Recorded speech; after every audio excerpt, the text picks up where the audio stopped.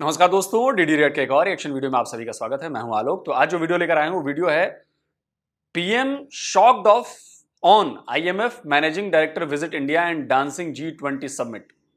अच्छा जी, तो G20 meeting में भाई आईएमएफ के डायरेक्टर मैनेजिंग डायरेक्टर आए और डांस कर रहे थे क्या? मैंने नहीं देख पाया। मैं आप लोग मुझे बताइएगा। तो इस पर पाकिस्तान की जनता जो है वो क्या कहती है, आइए देखते हैं। आप क्या कहेंगे? G20 की मीटिंग्स होने जा रही हैं। अगला ये एक हफ्ता पूरा इंडिया के लिए बहुत ज़्यादा अहम है। दुनिया भर के लीडर जो हैं 20 बड़ी इकॉनमीज इंडिया में पहुंच चुकी हैं और जिस तरह इंडिया उनका वार्म वेलकम कर रहा है, मैं कहती हूँ काबिले दीद है, देखने के काबिल है। और मैं यहाँ बैठ के इंजॉय कर रही हूँ जिस तरह से वो G20 की मीटिंग करवा रहे हैं। आज तक G20 मीटिंग किसी मुल्क ने इस तरह से नहीं करवाई जिस तरह इंडिया में करवाई जा रही है।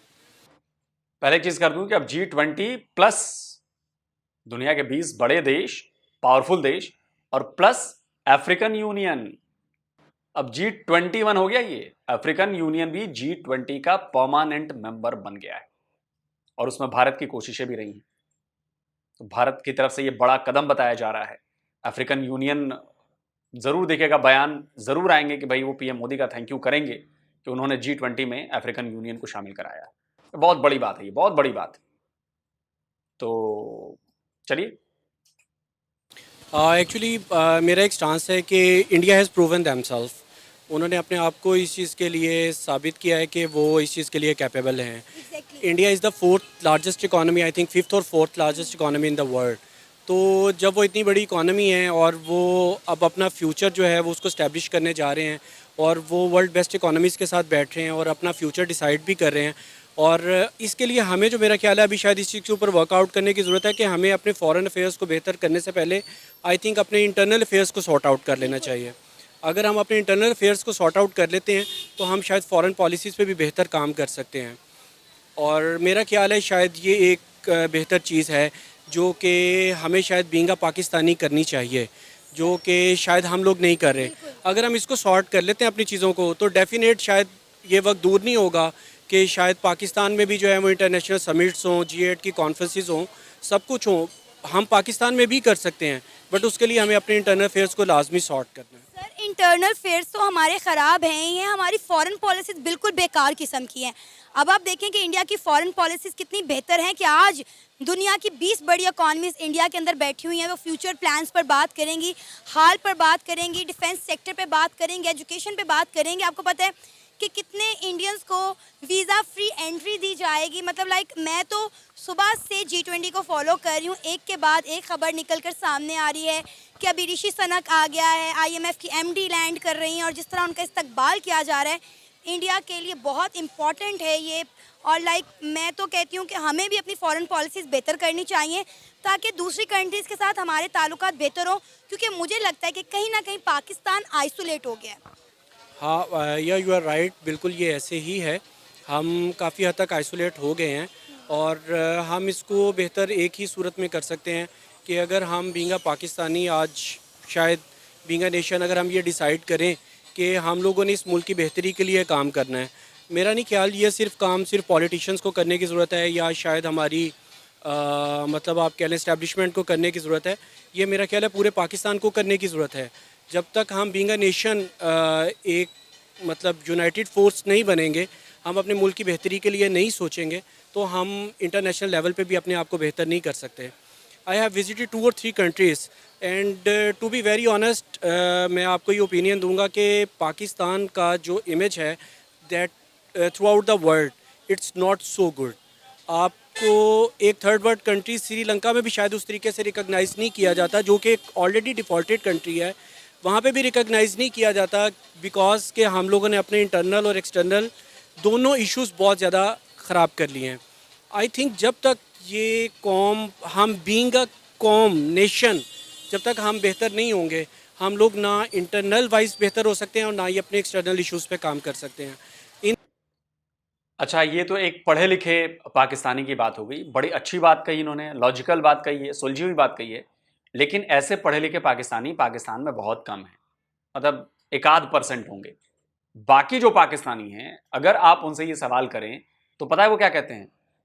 ये यहूदियों की साजिश है, ये इजराइल की साजिश है, अमेरिका की साजिश है, इंडिया की साजिश है, हिंदुओं की साजिश है। ये सब मिलकर पाकिस्तान को तबाह करना चाहते हैं, पाकिस्तान को बर्बाद करना चाहते हैं, पाकिस्तान के खिलाफ साजिशें कर रहे हैं।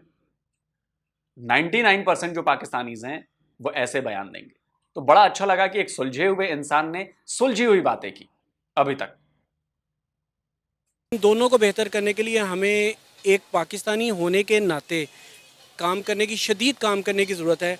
और what ever the politician is, कोई फ़र्क नहीं पड़ता कौन सा पॉलिटिशियन है, बट यह है कि आपको यूनानिमस पॉलिसीज़ बनानी चाहिए, आपको यूनानिमस पॉलिसीज़ के ऊपर काम करना चाहिए। आपकी गवर्नमेंट चेंज हो, बट यह है कि जो आपके एजेंडाज़ हों, जो आपकी फ्यूचर पॉलिसीज़ हों, वो आपकी वहीं पे स्टैंड करें, आप उनके ऊपर काम करें। अगर आप करप्शन की बात करें, मेरा ख्याल है शायद पाकिस्तान में करप्शन इंडिया से शायद बहुत कम होगी, अगर आप उसका रेट भी चेक कर लें। बट ये है कि अगर आप इंडियन पॉलिटिशियंस देखें, they are stand for their future. वो नहीं सर, इस मामले में मैं आपको कहूंगा कि आप थोड़ी सी अपनी नॉलेज और ज्यादा बढ़ाएं। करप्शन के मामले में इंडिया आपसे 7 टाइम्स बड़ी कंट्री होने के बाद भी आपसे अच्छे पोजीशन पर है। मैं ये नहीं कह रहा कि हम बहुत अच्छे पोजीशन पे हैं जी, हमारे यहाँ करप्शन नहीं है, करप्शन बहुत एकदम कम हो गया है, एकदम नहीं है जी, नहीं, करप्शन हमारे यहाँ भी है, लेकिन 7 गुना बड़ी कंट्री है आपसे, 7 गुना ज्यादा लोग रहते हैं यहां पे।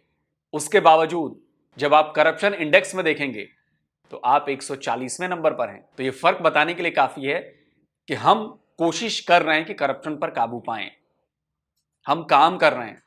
आपके यहां काम नहीं हो रहा, क्योंकि आपके यहां जब इमरान खान आए थे तो उस वक्त करप्शन इंडेक्स में आपकी रैंकिंग जो थी वो 116वें नंबर पर थी, और 3.5 साल बाद जब इमरान खान वापस गए हैं तो करप्शन इंडेक्स में आपकी रैंकिंग 140वीं हो गई है। हम लगातार भले एक एक पॉइंट सुधर रहे हैं, लेकिन हम सुधर रहे हैं, हम अपनी रैंकिंग अच्छी कर रहे हैं। तो ये मत कहिए कि हमारे यहां करप्शन ज्यादा है। 140 करोड़ का होने के बावजूद तब वो अपनी कंट्री के लिए स्टैंड करते हैं, वो अपने फ्यूचर के लिए स्टैंड करते हैं, उनकी पॉलिसीज़ यूनानिमस हैं। अगर उनकी गवर्नमेंट चेंज भी होती है, वो अपने नेशनल एजेंडाज़ को जो है वो ख़त्म नहीं करते, वो उनको साथ लेके चलते हैं। हमें, मेरा ख्याल यही वजह तो है कि इंडिया आज इतनी बड़ी मौशत बन गया है और 20 बड़ी इकॉनमीज आज वहाँ पर बैठी मीटिंग्स कर रही हैं। तो ये यही वजह है कि वो अपने मुल्क के साथ लॉयल हैं, उन्हें पता है कि हमने अपने मुल्क को आगे लेकर चलना है। आपने अभी कहा कि पाकिस्तानियों की रेपुटेशन अच्छी नहीं है बाहर के ममालिक में। अभी यही हम इसका कंपैरिजन इंडियंस के साथ कर लें तो आप देखें कि ऑल ओवर द वर्ल्ड जो रिस्पेक्ट इंडियंस को इंडिया को दी जाती है, ना तो वो पाकिस्तानियों की है और ना ही पाकिस्तान की है। बिल्कुल सही कह रहे हैं आप, एग्जैक्टली। पाकिस्तान, हमें, मेरा ख्याल है, जब तक पाकिस्तान को प्रेजेंट करते हैं पाकिस्तान के लोग, जब तक आप अपने जनरल पब्लिक को, जब तक ये शऊर नहीं आएगा कि ये मुल्क हमारा है और हम इस मुल्क को ऑन नहीं करेंगे, तब तक हम इस मुल्क की बेहतरी के लिए काम नहीं कर सकते। रिसेंटली आप अगर इकनॉमिक सिचुएशन भी देख लें तो आप रिसेंटली ब्रेन ड्रेन देखें, आपका पाकिस्तान से कितने ज़्यादा जो लोग हैं, जो कि वेल एजुकेटेड लोग हैं, CFAs हैं, चार्टर्ड अकाउंटेंट्स हैं, they left the country. Why? They are not seeing the future in Pakistan. You have to work on it. और सर अफसोस की बात है कि हम इस G20 का हिस्सा भी नहीं है। शायद हम हिस्सा होते तो हमारी कंट्री भी जाती, बैठती, हम भी किसी इंटरनेशनल मीटिंग में बैठते, हम समझते कि इंटरनेशनल पॉलिसीज़ कैसे बनती हैं, फॉरेन पॉलिसीज़ कैसे बनती हैं। लेकिन अफसोस की बात है, हम किसी भी इंटरनेशनल दौरे पर जाते हैं तो वहाँ तो या जाके हम कर्जे मांगते हैं या हम कश्मीर के मुद्दे को लेकर बैठ जाते हैं। हमने कभी पाकिस्तान के मसलों पर बात ही नहीं की। इसके बरक्स अगर हम देखें, इंडिया के प्राइम मिनिस्टर वो जब किसी भी मुल्क के दौरे पर जाते हैं तो वो हर बड़े से बड़े, मैं कहती हूँ, टाइकॉन से मिलते हैं, बिजनेस इन्वेस्टर से मिलते हैं कि भाई आओ और आके हमारे मुल्क में इन्वेस्टमेंट करो। हालांकि इंडिया के मुल्क में इन्वेस्टर्स की कमी नहीं है, हर बड़ा इन्वेस्टर ऑलरेडी इंडिया में बैठा हुआ है, लेकिन उसके बावजूद भी इंडिया के प्राइम मिनिस्टर की यही कोशिश होती है कि हमारे मुल्क में मज़ीद से मज़ीद जो है इन्वेस्टर आए। अभी भी डेफिनेटली G20 की जो मीटिंग होने जा रही है ये इंडिया के लिए बहुत ज़्यादा अहम है और इनके नए गोल्स, नए जो मैं कहती हूँ नए प्लान्स बनने वाले हैं। शायद अल्लाह करता पाकिस्तान भी जो है इस G20 का हिस्सा होता, लेकिन अफसोस ना तो हम G20 का हिस्सा हैं और ना ही G7 का। एग्जैक्टली। मैं, मेरा ख्याल है, शायद इस बात पे यही ऐड ऑन करूँगा कि अगर हम पाकिस्तान के लिए काम करें और हम पाकिस्तान में ऐसा माहौल बनाने के लिए कामयाबी हासिल कर लें कि वर्ल्ड बेस्ट इकोनॉमीज़ पाकिस्तान आएँ, और जब तक मेरा ख्याल है हम अपनी इन चीज़ों को सॉर्ट आउट नहीं करेंगे, इंटरनल अफेयर्स को, कोई भी पाकिस्तान में शायद नहीं इन्वेस्टमेंट के लिए आना चाहेगा, क्योंकि हमारे जो problems I think security issues हैं या जो भी रेलिवेंट प्रॉब्लम्स हैं, हम इनको सॉर्ट नहीं करेंगे और हम ऐसा प्लेटफॉर्म क्रिएट नहीं करेंगे कि इंटरनेशनल लेवल पे जितने भी कंट्रीज़ हैं, टॉप कंट्रीज़ हैं, वो पाकिस्तान आएँ, पाकिस्तान में इन्वेस्टमेंट्स के बारे में सोचें, तो तब तक ये पॉसिबल नहीं हो पाएगा।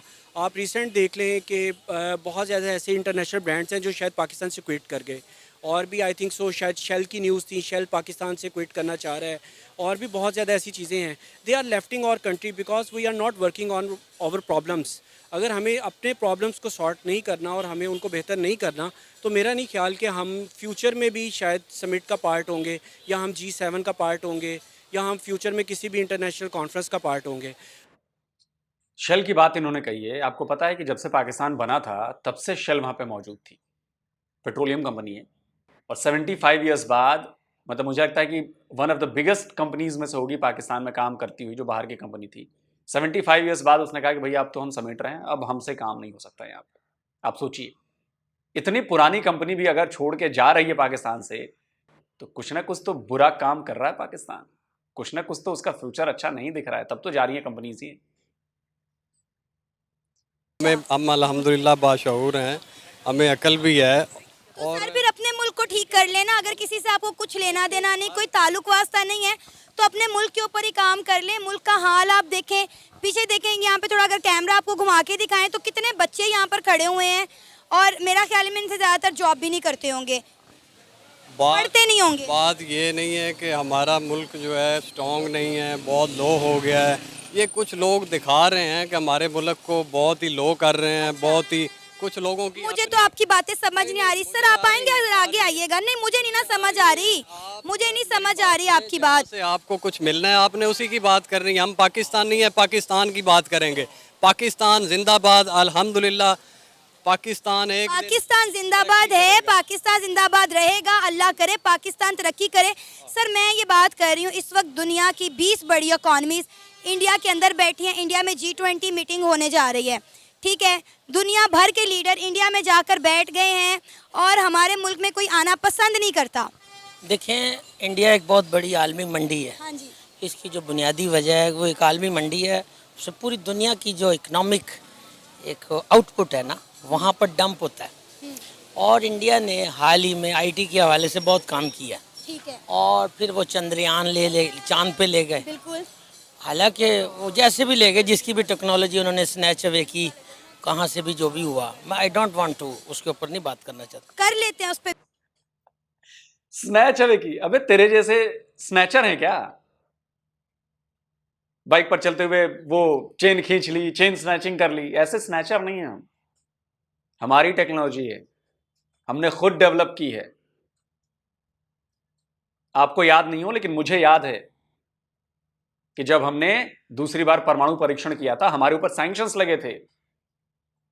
रॉकेट के इंजन बनाने में प्रॉब्लम आई, हमें कई तरह की दिक्कतें आई, लेकिन उस सब के बावजूद हमने उन दिक्कतों को पार पाया, और आज हम दुनिया की बड़ी स्पेस एजेंसी में शुमार किए जाते हैं। आज हमारी टेक्नोलॉजी का लोहा चाइना भी मानता है, पूरी दुनिया मानती है, और आप कह रहे हैं कि जी स्नैच अवे किया। शर्म आती है मुझे आप पर, शर्म आती है आप जैसे लोगों पर, आप जैसे लोगों की सोच पर।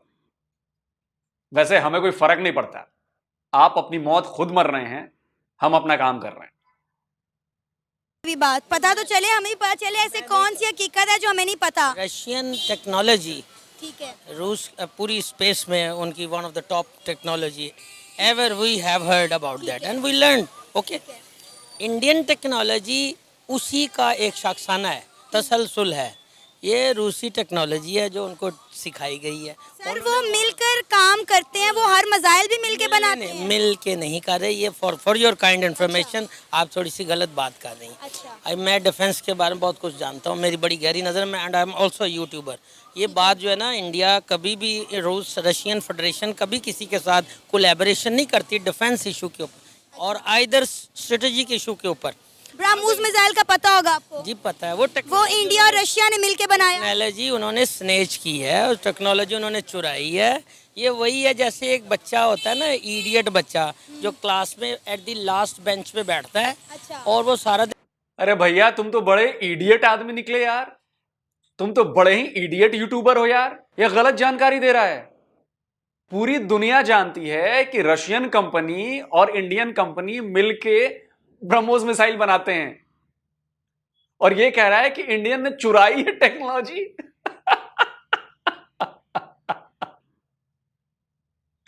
अरे भैया हाथ जोड़ता हूं, जाके तो कुछ सर्च ही कर लेता यार, इतना झूठ आके बोलेगा भाई। सच में यार, पाकिस्तानियों का आईक्यू लेवल भी, पाकिस्तानियों का दिमाग भी, तेरा दिमाग भी डम्ब हो गया है। डम्ब है तू, डम्ब। जाके पढ़ो भैया। रशियन कंपनी है, इंडियन कंपनी है, दोनों मिलकर ज्वाइंट वेंचर में ब्रह्मोस मिसाइल बनाते हैं। ये मिसाइल में भी खिलौना हो गया। अच्छा तेरे घर में खिलौना पड़ा है, बच्चा जाकर उठा लाता है खिलौना, तो बोलेगा अब तो ये मेरा हो गया, अब तो ये मेरा हो गया, अब तो ये मेरा हो गया। ऐसा पाकिस्तान वाले ही सोच सकते हैं। कुछ नहीं करता, बट वो ड्राइंग चोरी करता है और ड्राइंग बनाता है। चलिए सर, चोरी किया, काम की चीज तो चोरी की ना। हम तो पैसा चोरी करते नहीं थकते। रामूस अपने आप चल गया, वो तो उन्हें पता ही नहीं कैसे उसको how to keep the weapons and how to keep there. अगर उन्होंने रशिया से टेक्नोलॉजी चोरी भी की है तो काम की चीज चोरी की है ना। हम तो पैसे चोरी करने में मशहूर हैं। आ गई ना, ये भी आप गलत कह रहे हैं। अपने मुल्क को अंडर एस्टिमेट मत करें। सर जो सच है, देखें, अगर आप रशिया और इंडिया के बारे में सच बात कर रहे हैं तो पाकिस्तान के बारे में भी सच बात करें ना। You have a solution, you should have to criticize. ठीक है, फर्स्ट ऑफ ऑल, आपके पास सोल्यूशन नहीं तो आप क्रिटिसाइज नहीं कर सकते। ठीक है। पहले आप प्रोसाइसिव कोई अच्छा सा सोल्यूशन दें, कोई प्रोग्राम दें, कोई एजेंडा दें, देन उसके ऊपर क्रिटिसाइज करें। गवर्नमेंट, हमारी गवर्नमेंट मजबूर है, हमारी आर्मी मजबूर है। हम लोग सारे जो है ना, हमें ये विरसे में एक ड्यूरेंट लाइन मिली है, अफगानिस्तान बॉर्डर मिला हुआ है। उन्होंने keep them busy on the western border, not keep them on the eastern border. इन्हें मसरूफ रखो उधर। आप खान लियाकत अली खान की हिस्ट्री जानते हैं? The first prime minister of Pakistan. जी जी मैं जानती हूँ। हमारे मुल्क का, हमारे माथे का झूमर थे। उन्हें मरवाया किन्होंने? अफगानियों ने। पीछे कौन था? अमेरिका था। किसने उनको ये फैसिलिटेशन दी? कोई जानता? आज किसी ने हिस्ट्री पढ़ी है कि किन्होंने मारा? ये अफगानियों ने मारा। ये हमारे पहले उसको पिंडी ग्राउंड में जो वहाँ पर वो स्पीच करने गए, एक लाएअमल देने गए थे, वो वहीं पर उनको मार दिया। अब हमारा जो पॉलिटिकल एक्टिविस्ट है, पॉलिटिकल स्टेक होल्डर है, उन्हें तो पनपने का मौका ही नहीं मिला, उन्हें तो सर्वाइवल का मौका ही नहीं मिला। हमारी सारी क्रीम, जितनी हमारी पॉलिटिकल क्रीम थी at the time of independence, उसको तो सारा शटल डाउन, शटर्ड कर दिया गया, मार दिया गया, ख़त्म कर दिया गया। कायद आज़म मोहम्मद अली जिन्ना, तो अल्लाह का लाख लाख शुक्र है कि हम आइडियालॉजी पे बने। माय डियर बॉस, बात ये है कि अल्लाह ने हमने कलमा पढ़ा, जी बिल्कुल। अल्लाह ने उसका इनाम दिया। कह लो जी तुसी मेरी हकमियत नो ऐलान किया है, लो मैं तानू इनाम देना। अब मैंने आपको इनाम दिया, अब अल्लाह ने हमें इनाम दे दिया। उसमें होना क्या ये था? उसमें होना ये चाहिए था कि अगर हमारी लीडरशिप उस वक्त बच जाती तो एक आइडियोलॉजी, एक सिस्टम कंटिन्यू रहता। हुआ ऐसा। तो अल्लाह ने बचा नहीं लिया आपको? अल्लाह ने आपको बचा लेना था ना। जब कलमा पढ़ने से आपको देश मिल गया, अल्लाह ने इनाम दे दिया, तो भाई अल्लाह से फिर एक आध बार और कलमा पढ़ लेते, वो बच जाते। अल्लाह ने बचाया नहीं उन्हें। अरे ऐसे कैसे? कुछ तो ऐसे कर्म किए होंगे जिससे अल्लाह ने भी नहीं सुनी, है ना? कितने बड़े जाहिल हो यार, कितने बड़े जाहिल हो भाई। ये फौज को अगर आप इल्ज़ाम लगता है जी वो टेक ओवर करते रहे, तो ये हमारे मुल्क की मजबूरी है। हम लोग देखें ना, वो पंजाबी की मिसाल है, जिदी लाठी ओदी मझ, ठीक है ना, जिदी सोटी ओदी मझ। बात ये है कि इस मुल्क में सिस्टम डेवलप होने दिया ही नहीं गया। चलिए हम G20 पर वापस आ गए हैं। मुद्दा जो है वो बिल्कुल दूसरी तरफ निकल गया है। हम बात कर रहे हैं कि इंडिया G20 समिट होस्ट करने जा रहा है। दुनिया के लीडर इस वक्त इंडिया में पहुंच चुके हैं। क्या कहेंगे, इस वक्त इंडिया में रौनक मेला देखने वाला है। जिस तरह पुरतपाक उनका इस्तकबाल किया जा रहा है, इंडिया अपने रवायती रसूमात और ट्रेडिशनल डांस से उनका इस्तकबाल कर रहा है। IMF की जो MD है वो उनमें रक्स करती हुई दिखाई दे रही हैं। आज इंडिया की फॉरेन पॉलिसीज़ इतनी बेहतर हैं कि 20 बड़ी इकॉनमीज़ इंडिया में जाकर बैठ गई हैं, लेकिन पाकिस्तान में ना कोई आने को तैयार है, ना हमारे किसी के साथ अच्छे ताल्लुकात हैं। क्यों? क्योंकि ना तो हमारी फॉरेन पॉलिसीज़ अच्छी हैं, ना हमारी इंटरनल पॉलिसीज़ अच्छी हैं। बहुत अच्छी बात, आपके सवाल में जवाब आते हैं। जब ये स्मगलिंग रुकेगी, हमारे मुल्क में जो जो डॉलर ट्रांजैक्शन होती है सबको पता कौन करता है। अब ये इसके ऊपर थोड़ा सा चेक एंड बैलेंस लगेगा, हमारा आटा चोरी हो जाता है वो रुकेगा, हमारी जितनी ज़रूरी अजनास हैं वो स्मगल होती हैं वो जब रुकेंगी, जब ये सब कुछ रुकेगा आहिस्ता आहिस्ता डिप्राइव होगा, ये सिचुएशन रिवर्ट होनी है। पाकिस्तान एक हकीकत है माय डियर बहन, ये एक तलख हकीकत है, इसको मान लें। पाकिस्तान रहना है और इसने तरक्की करनी है। जो लोग ये कहते हैं ना कि ये नहीं करेगा, मैं कहता हूँ परले दर्जे के बेवकूफ़ हैं वो। उन लोगों को वो है ही, वो पता होंगे है कि एक मिस्त्री का मुंडा होंगे वो गुआंढिया का, पता ही कहता है वो छड़ यार तू कितों घमेरा का मुंडा पढ़न लग पे ये तेरा प्यो तो सारी जिंदगी इतने खोते चारदा रहा। वो जो 4 लफ्ज़ पढ़ लेंदा है ना, अगर पढ़ लेता है उसको अप्रिशिएट करना चाहिए। हमारा टैलेंट क्या है, एक बंदा जाहिल पढ़ा लिखा कुछ भी नहीं वो थ्योरी जानता तो मोटरसाइकिल खोल के दोबारा फिट कर लेता है, तो ये इंटेलिजेंस ही नहीं तो और क्या है। मुझे ये बताएं कि इंडिया की तरक्की की कामयाबी की वजह आपको क्या समझ आती, क्यों वो आज इतना आगे निकल गया और हम लोग इतना पीछे रह गए? उसकी वजह बड़ा मुल्क है, उनकी इकोनॉमी बहुत बड़ी है, उनकी इंडस्ट्री बहुत बड़ी है, उनमें उन्होंने गवर्नमेंट ने इंसेंटिव दे रखे हैं। हमारे इधर एक किसान जो है अगर वो 10 एकड़ जमीन, अरे जाहिले आजम, कंट्री बड़ी है तो इकोनॉमी ऐसे ही बड़ी मिली थी क्या हमें? इकोनॉमी बड़ी इंडस्ट्रीज मिली थी क्या हमें जितनी बड़ी आज है? अरे पढ़ ले भाई, तू भी पढ़ा लिखा बेवकूफ लग रहा है। नहीं, तू अनपढ़ बेवकूफ ही है। पढ़ ले भाई जाके, हवाई बातें करोगे, फैक्चुअल बातें नहीं करोगे। 30-32 साल में ऐसी इकोनॉमी बनाई है हमने, काम करके बनाई है, स्नैच करके नहीं बनाई है, स्नैच।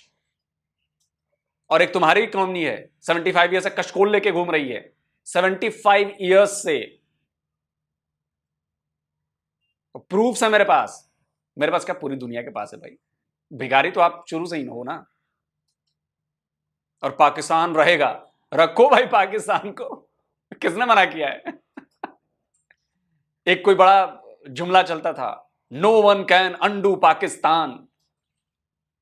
71 में तुम्हारे अब्बू जान थे, दादा जान थे, किसने कर दिया? हाफ अंडू, कट गया, हाफ कट गया। कहां गया वो कट के? अलग हो गया ना। तो हाफ अंडू तो हो चुका है, फिर अंडू हो जाएंगे 4 तरफ से कट जाएंगे। मत मानो आप, देख आपका देश है ना, मानो मानो ना मानो, सच मानने में कोई बुराई नहीं होनी चाहिए, लेकिन आप लोग तो सच मानते नहीं हो ना। मत मानो, मजे लो भाई लोगों, ऑक्सीजन लेवल बढ़ाओ अपना इस भाई की बात को सुनकर। तो कोई चीज़ उगाता है तो उसे बिजली नहीं फ्री है। ये चीज़ें इंसेंटिव गवर्नमेंट तब दे, गवर्नमेंट के पास कुछ ना दे, पुल्ले कुछ नहीं है, सारा इमदाद लेते हैं। आप तब ना, हम वी डिपेंड ऑन IMF। आपने अभी कहा कि वो 20 मुल्क है, वो बड़ा मुल्क है, सारे उधर दौड़ेंगे क्योंकि उनकी अपनी बड़े मुल्क को लेकर चलना भी तो उतना मुश्किल होता है ना। मंडी है, वो मंडी डंप करती है वहाँ पर, वो पूरे मुल्क को पूरी दुनिया को खींचती है। सर इंडिया आज इस मकाम पर तो नहीं ना पहुंचा, उसको भी तो मेहनत करके वो यहाँ पर आया ना। इंडिया ने आस पड़ोस के मुल्कों को चैन से बैठने भी तो नहीं दिया, उसके इंटरफेरेंस करता रहा है। वो जो कहता है ना दरअंदाजी, वो दरअंदाजी खुद बहुत बड़ा करता है। श्रीलंका को बताया हॉस्टेज किसने किया होता, तमिलनाडु किसने बनाए थे, अपना बांग्लादेश हमारा जो हमारा हिस्सा अलहदा कर दिया, वहाँ पर उसने मुक्ति बानी वो कैसे बनाई थी, उन्होंने बनाई थी ना। पाकिस्तान में भी वो आए दिन कुछ ना कुछ ड्रामेबाजियाँ करता रहता है। तो कौन करता है? इंडिया करता है। इंडिया के पास मैसिव सोर्स ऑफ इनकम है, वो हमारा बहुत बड़ा एक समुंदर है, नॉटिकल माइल 100 नॉटिकल माइल से भी ऊपर, मे बी 350 नॉटिकल माइल का है। फिर उसके बाद एक बहुत बड़ी 850 की बाउंड्री है, वर्किंग बाउंड्री। फिर ये LOC है, ये वहाँ वो क्या कर रहा है, वहाँ को खिदमत करता है। कश्मीर में उसने कोई धर्मशाला खोली हुई है, 8.5 साल 8 लाख फौज उसने रेगुलर वहाँ लगा के रखी हुई। तो लेकिन सर अब खबर आई है कि उन्होंने वहाँ से फौज अपनी विड्रॉ करवा ली है। नहीं, ये सब गलत है, ये सब खाम ख्याली बातें हैं। कौन करेगा? वो हमें प्लेट में देगा। ये सब हकीकतें हैं जिनसे हम मुंह चुड़ा रहे हैं, मुंह मोड़ा हुआ है हमने। माय डियर सिस्टर, बात ये है कि इस चीज़ को रियलाइज़ करें कि पाकिस्तान आज अगर थोड़ा सा मुश्किल वक्त है तो बर्दाश्त करें, मैनेज करें, कोई नहीं, अल्लाह करेगा बेहतर आ जाएगा। ये था हमारा आज का प्रोग्राम। आपने जाने पाकिस्तानी अवाम के जज्बात और तासुरात। उम्मीद है आपको आज माय डियर जाहिल यूट्यूबर, माय डियर जाहिल यूट्यूबर, मीठी मीठी बातों से, तेज तेज बोलने से फैक्ट्स नहीं बदल जाते। मुक्ति बाहिनी आपकी सेना की जेनोसाइड की वजह से हुई थी। और उस जेनोसाइड शब्द का इस्तेमाल पता है किसने लिखा था? एक पाकिस्तानी रिपोर्टर था। जाकर बीबीसी की खबर पढ़ लीजिएगा। उसने जाकर देखा तो आपकी फौज ऑपरेशन सर्चलाइट के बारे में बात नहीं करेंगे। नहीं, वहां पर तो अब नंगा हो जाऊंगा मैं, नहीं नहीं, मैं बड़े बाजार नंगा नहीं होना चाहता, तो ऑपरेशन सर्चलाइट की बात नहीं करेंगे आप। बेशर्म तो आप लोग बचपन से है ना, पैदा होते ही बेशर्मी चालू हो जाती, पैदा होते ही। और थाल में रख के क्यों देंगे जी? प्लेट में रखकर क्यों देंगे? 4 बार प्लेट लेने की कोशिश की है ना, मिला कुछ भी थोड़ा सा, उल्टे लात पड़ी पिछवाड़े पर। तो ये बंदा जो है जाहिल यूट्यूबर, ये बहुत जलनशील है, जल रहा है। मिर्ची लगी इसको बहुत तगड़ी वाली, बहुत तगड़े वाली। तो भाई तू अपने दादा जान से भी पूछ लियो, तू अपने अब्बा जान से भी पूछ लियो, तो अपने बच्चों को भी बता के जाइयो, और अपने बच्चों को बोलिए वो अपने बच्चों को भी बता के जाएंगे। पाकिस्तान ऐसे ही रहने वाला है और बुरी हालत में रहने वाला है, यकीन मानो। क्योंकि जब तक तुम्हारे जैसे उल्लू पाकिस्तान में रहेंगे, हम इंडियंस को कुछ नहीं सोचना, हम भारतीयों को सोचना ही नहीं है। भारत वाले बड़े खुश हैं, भारत वालों को कुछ नहीं करना है। इन जैसे लोगों ने पाकिस्तान की कब्र खोद दी है, अब यही सारे लोग उसको दफन भी कर देंगे उसमें, देख लीजिएगा। जल्दी हाजिर होता हूं एक और नए वीडियो के साथ। नमस्कार, जय हिंद।